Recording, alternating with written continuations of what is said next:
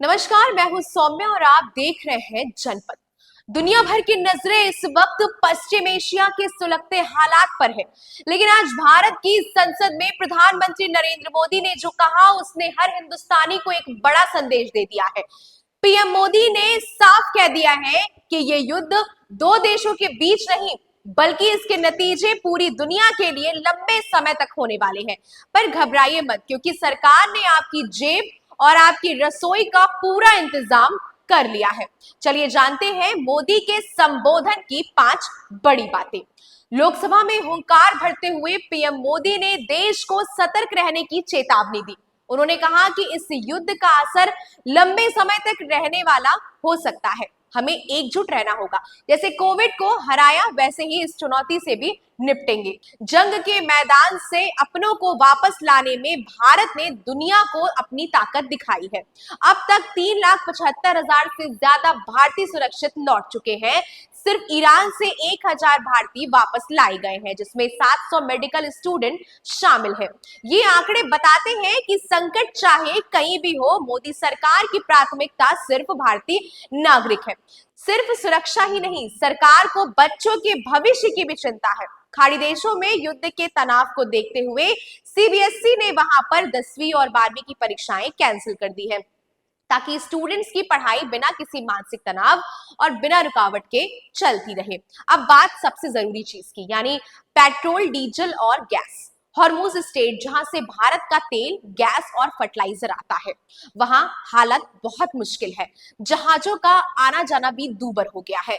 साफ है कि सरकार डिफेंसिव मोड में नहीं, बल्कि प्रोएक्टिव मोड में है। प्रधानमंत्री ने साफ कर दिया है कि भले ही समंदर की लहरें अशांत हो, लेकिन भारत की अर्थव्यवस्था और आपकी जरूरत की चीजों पर आंच नहीं आने दी जाएगी।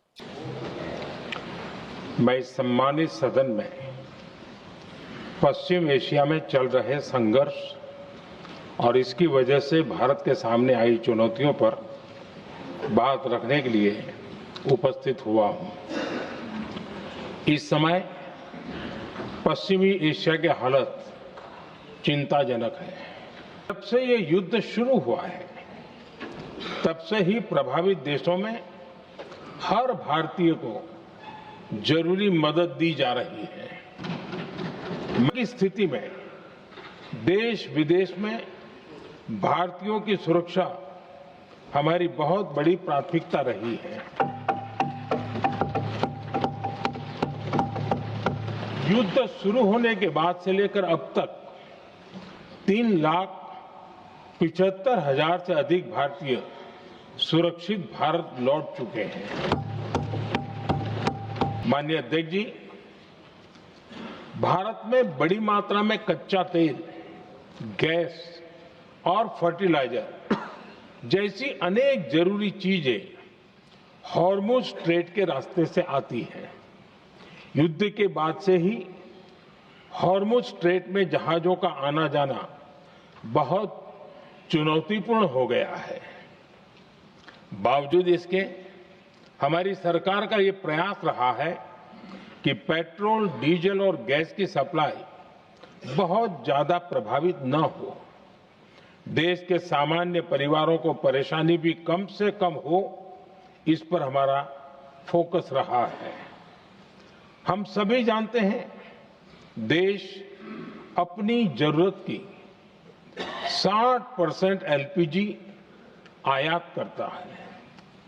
इसकी सप्लाई में अनिश्चितता के कारण सरकार ने एलपीजी के डोमेस्टिक उपयोग को प्राथमिकता दी है। साथ ही एलपीजी के देश में ही उत्पादन को भी बढ़ाया जा रहा है।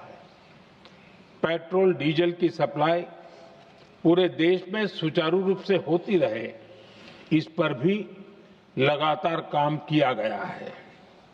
आपका इस पर क्या सोचना है?